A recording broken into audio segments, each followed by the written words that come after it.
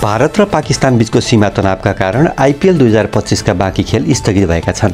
भारतीय क्रिकेटको सर्वोच्च निकाय बीसीसीआईले आइपिएल 2025 का खेल तत्कालका लागि स्थगित गर्ने निर्णय गरेको हो। दुई देशले एकअर्कालाई रकेट आक्रमण गर्न थालेपछि बिहीबार राति धर्मशालामा पन्जाब किङ्स र दिल्ली क्यापिटल बीचको खेल 10.1 ओभरमा रद्द भएको थियो।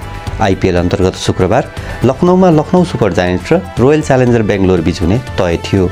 बिहीबार धर्मशालामा खेल रद्द भएपछि दुवै टोलीका खेलाडी र कर्मचारीहरूलाई धर्मशालाबाट लगभग 85 किलोमिटर टाढा रहेको पठानकोटबाट विशेष रेल मार्फत दिल्ली लगिएको छ।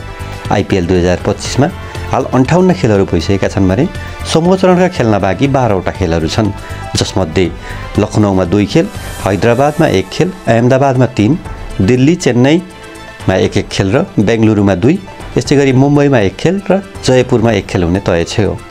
प्लेअफ हैदराबाद र कोलकातामा खेल्ने तय हुँदा यता पाकिस्तानमा सञ्चालन भइरहेको पाकिस्तान सुपर लिग पिएसएल भने सीमा तनावका कारण युएईमा सारिएको छ। यो सिजन पिएसएलका 8 वटा खेलहरू खेल्न बाँकी थियो।